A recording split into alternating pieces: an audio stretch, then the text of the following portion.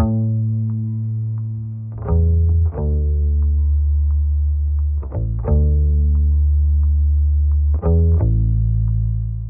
you're a history buff in the United States, there's a good chance you've encountered the 1993 motion picture epic Gettysburg.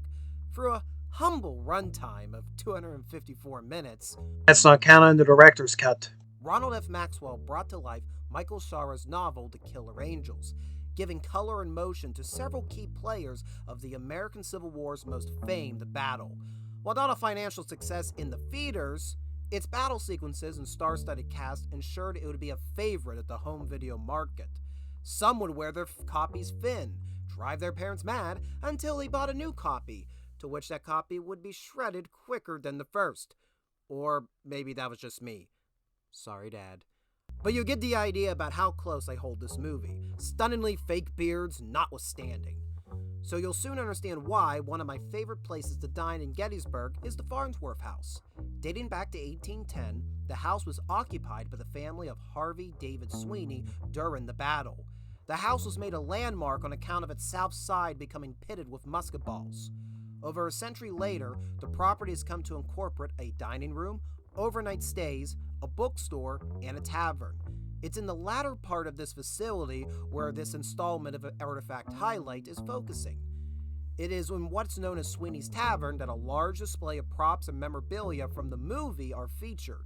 This is due to the close attachment Sweeney's Tavern has with the film's production, as several of the actors, particularly those portraying the Confederate officers, held regular meetups here after a day of filming. Tom Berenger, who portrayed Lieutenant General James Longstreet, can be seen as the ringleader of many of the main actors, gifting several of them engraved swords to make them feel more closely united in the production.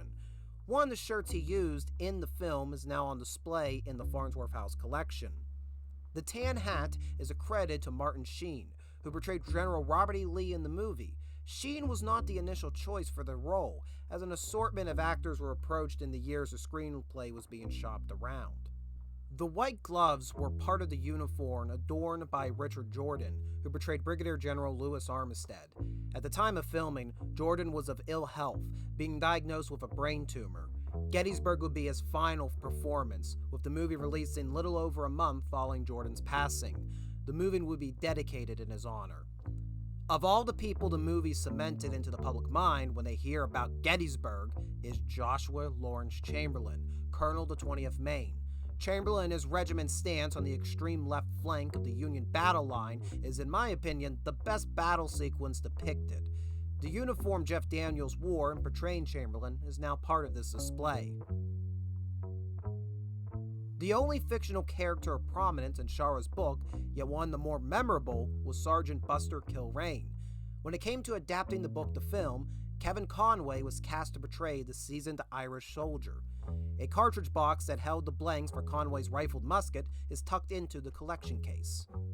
The pair of bloody gloves draped over the prop fence can be spotted briefly in a short sequence that appears on the director's cut, where W. Morgan Shepherd, portraying General Isaac Trimble, accurately claims his division could not capture Cemetery Ridge, then all hell couldn't take it.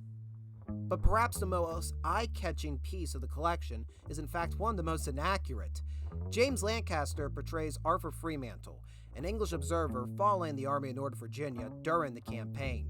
While he was indeed an officer in the British Army, he would not have been dressed in a military uniform. Historically, he was dressed in plain clothes and endured a rough and wild journey from Mexico to Pennsylvania. Nevertheless, the teacup Lancaster used to make an obvious gesture of his nationality to the crowd is included in his collection. Of all the on-screen talent that were involved in the film, perhaps the most well-regarded is that of Stephen Lang's portrayal as George Pickett. While the July 3rd assault on Cemetery Ridge was of free divisions under the overall authority of Longstreet, the name of Pickett is what has become forever linked to that failed attack. Lang's charisma in the role of Pickett produced several of the most memorable lines from the movie. Since release of the film, Lang became involved with historical preservation and interpretive efforts relating to the Civil War, including narration to several exhibits at the recently opened Museum of the Adams County Historical Society. His uniform holds a place of honor inside Sweeney's Tavern, where Lang reportedly played the role of bartender on at least one occasion back in 1992. The memorabilia collection includes many more props, including a leg of a fake horse, but you'll have to journey to Gettysburg yourself to see them. And when the day comes, you do get to dine at the Farnsworth House. I recommend a glass of Rebel Red for those in the audience over the age of 21.